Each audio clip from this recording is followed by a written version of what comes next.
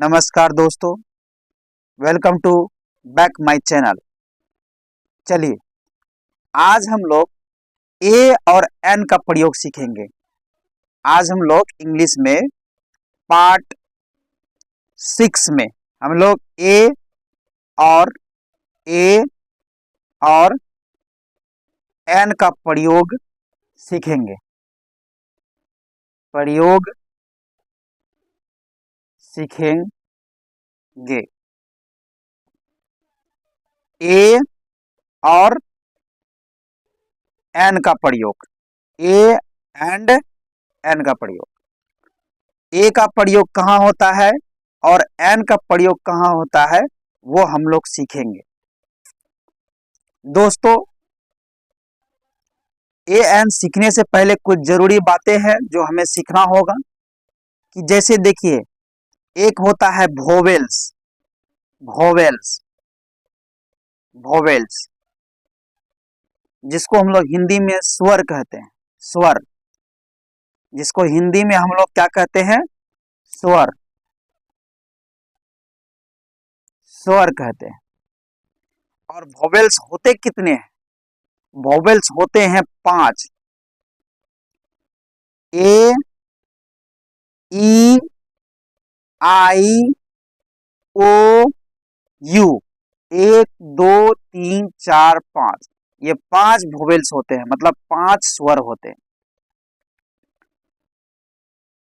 और कॉन्सोनेंट मतलब कि ABCD में ए से लगा के ए से ए टू जेड तक जो है, AEIOU, ये पांचों को छोड़ करके बाकी जितना बच गया, बाकी जितना बच गया वो कॉन्सोनेंट होता है। वो क्या होता है? कॉन्सोनेंट। उसको कॉन्सोनेंट कहा जाता है, बाकी जितना बच जाए। कि जैसे देख लेते हैं, A B C D E F G H I J K L M N O P Q R S T U V W X Y और ये Z। हमको 5 ठो वोवेल निकालना है। तो वोवेल 5 ठो है, कौन कौन है? एक है ए,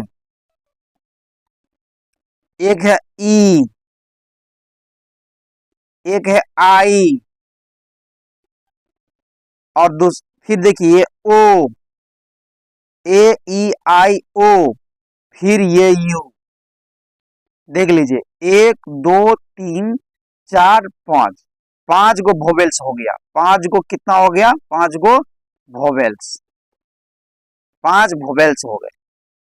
अब बाकी जितना बचा, बाकी जैसे देखिए, ये बी मतलब 1 2 3 4 5 6 7 8 9 10 11 12 13 14 15 16 17 18 19 20 21, 21 को क्या हो गया? कॉन्सनेंट हो गया। 21 को क्या हो गया?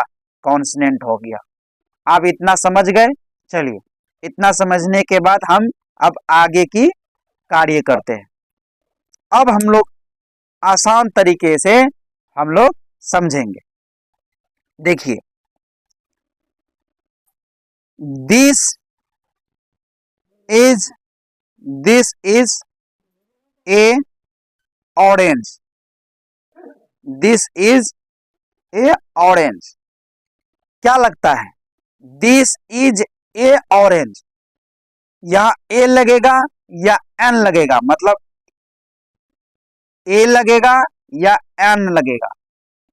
यही चीज हम लोगों को सीखना है। यहां लगेगा एन, यहां क्या लगेगा? एन लगेगा। मतलब दिस इज एन ऑरेंज क्यों लगा? कि देखिए, कोई भी सेंटेंस, वाक्य जो है बनाने के बाद ए लगेगा कि एन लगेगा, ये वर्ड पर डिपेंड करता है, ए और एन के बाद में जो होता है, जो वर्ड आएगा उस पर डिपेंड करता है कि वो क्या होगा, कि यही आपको जानना है। तो देखिए ये है क्या, ओ है, सबसे पहले क्या है, ओ है, तो ये वोवेल्स में आया ओ, ये वोवेल्स में आ गया ना वो ओ, ये वोवेल्स में ओ आ गया, तो इसीलिए यहां हम लोग एल लगाएंगे।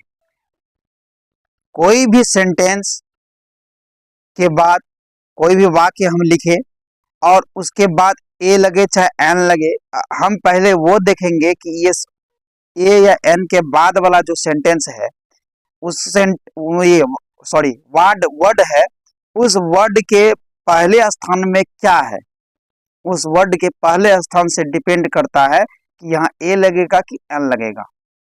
ध्यान से सुनिए, कोई भी वाक्य हम इंग्लिश में लिख लिए, लिखने के बाद जो ए या ए एन का बाद जो है, जो वर्ड है, उस वर्ड के जो अंतिम में अगर चाहे ए है, यहाँ पे चाहे ई है, चाहे आई है, चाहे ओ है, चाहे यू है, मतलब वोवेल्स के कोई भी पार्ट उस वर्ड के पहले में आता है तो वहां ए एन का प्रयोग होगा, नहीं तो ए एन का प्रयोग नहीं होगा। जैसे देख लीजिए, Ram, Ram is an honest boy, honest boy, Ram क्या है, राम एक ईमानदार लड़का है, तो यहाँ पे ए एन का प्रयोग होगा। अब बोलोगे कि सर यहाँ तो एच है, फिर यहाँ तो पहले ओ नहीं आया, तो कैसे, देखो इस ऐसे सेंटेंस में क्या होता है कि एच साइलेंट होता, होनेस्ट नहीं पढ़ा जाता इस वर्ड को, ओनेस्ट पढ़ा जाता, ओनेस्ट, इसलिए Ram is an honest boy, इसीलिए यहाँ ए एन का प्रयोग हुआ। अब जैसे कुछ और ले लीजिए एग्जांपल, जैसे जैसे कि a dog, a dog is an animal, is an animal. अब यहाँ पे आप देखिए ए एन का प्रयोग, क्यों, क्योंकि यहाँ वोवेल्स है, क्योंकि यहाँ क्या है, ये इस वर्ड के अंतिम में क्या आया, ए आया, मतलब वोवेल्स है, इसीलिए ए एन का प्रयोग। अगर नहीं आएगा, अगर मान लीजिए नहीं आएगा तो हम ये मतलब पांचों ठो, मतलब ए ई आई ओ यू, अगर इस वर्ड कोई भी वर्ड में नहीं आए, वोवेल्स नहीं आए, तो हम यहाँ ए एन नहीं, तब ए का प्रयोग करेंगे। किसका प्रयोग करेंगे, ए का प्रयोग करेंगे, इतना ध्यान में रखिए। जैसे देखिए, Ram is a good boy, Ram कैसा लड़का है, अच्छा लड़का है, good boy, Ram is a good boy. यहां पे देखिए ये जो वर्ड है, इस वर्ड के अंतिम में क्या है, जी है, इसीलिए यहाँ ए लगा, ए एन नहीं लगा, क्योंकि वोवेल्स नहीं, कॉन्सोनेंट है। क्या है, ये कॉन्सोनेंट है, इस चीज को ध्यान में रखिए, इसीलिए यहाँ पे किस चीज का प्रयोग होगा, ए का प्रयोग होगा।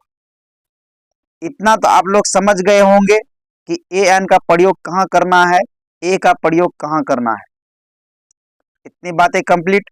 अब देखिए, अब हम लोग जानेंगे द का प्रयोग, किसका प्रयोग, द का प्रयोग, द का प्रयोग हम लोग जानेंगे, द का प्रयोग, कि द का प्रयोग आखिर होता कहां पर है, इस चीज को हम लोग जानेंगे, द का प्रयोग कहां होता है।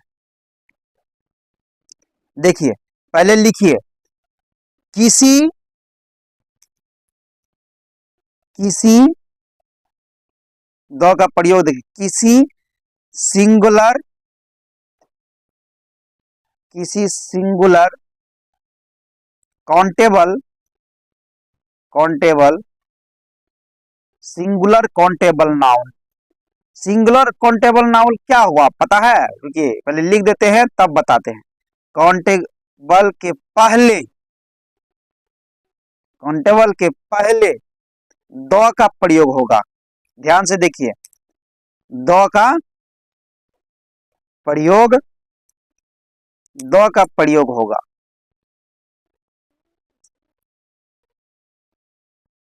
होगा, द का प्रयोग होगा। मतलब ये दो जो है ना, पूरी जाति का बोध कराता है, पूरी जाति का बोध, पूरी जाति का बोध कराता है। सीधी सी बात याद रखिए, अब आप समझ गए होंगे, पूरी जाति का बोध कराता है, कराता है। अब देखिए सिंगुलर काउंटेबल, अब सिंगुलर मतलब एक ही होता है, फिर काउंटेबल नाउन, ये कैसा बात हुआ? देखो सिंगुलर काउंटेबल नाउन क्या होता है, इसको आप ध्यान से देखिए, सिंगुलर काउंटेबल नाउन क्या होता है। चलिए इस पार में हम लोग पहले देख लीजिए, कोई दिक्कत है तो आराम से पहले देख लीजिए। चलिए इस बार में आपको सिंगुलर काउंटेबल नाउन के बारे में पहले समझाते हैं। देखिए सिंगुलर काउंटेबल नाउन क्या होता है, सिंगुलर काउंटेबल नाउन क्या होता है, singular countable noun, singular countable noun, singular countable noun में क्या होता है कि जैसे गाय, गाय बोल दिए तो समझ लीजिए, हम सिंगल बोले, गाय बोल दिए तो समस्त जाति, मतलब जितना भी समस्त जाति, मतलब बोल दिए बहुत सारा, मतलब गायों का झुंड है, हम गाय बोल दिए तो समझ लिए सारे गाय के बारे में बोल दिए, तो इसी को बोलते हैं सिंगुलर काउंटेबल नाउन। कुत्ता बोल दिए, मतलब कुत्ता में सारे कुत्ते आ गए, तो वो क्या हो गया, जाति का बोध कराता है, उसी को हम लोग सिंगुलर काउंटेबल नाउन कहते हैं। अगर नहीं समझ में आएगा तो फिर बोलिएगा कमेंट सेक्शन में, तो और अच्छे से समझाएंगे। यही है सिंगुलर काउंटेबल नाउन। तो जो भी सिंगुलर काउंटेबल नाउन है उसी से, मतलब कि जैसे कि द का प्रयोग होगा, जैसे द काव, द काव, द डॉग। अब समझ में आया, मतलब सिंगुलर काउंटेबल नाउन होना चाहिए, मतलब कि एक बार बोल दिए सारे जाति का बोध करा दिया, उसी में हम लोग द का प्रयोग करेंगे, उसी में। जैसे द बर्ड, द बर्ड, ये क्या हो रहा है, सारे पक्षियों को बोध करा देता है, मतलब सारे पक्षियों जाति का बोध करा दिया, उसी में द का प्रयोग, उसी में द लगेगा, द का प्रयोग उसी में लगेगा। इतना तो आपको समझ में आ गया होगा। चलिए यही तक आपको द का प्रयोग अगर नहीं समझ में आया, ऐसे द का प्रयोग तो बहुत सिंपल था, आप तो समझ ही गए होंगे। यही तक ही हम रखते हैं, अब आगे की बात अगले पार्ट में। धन्यवाद।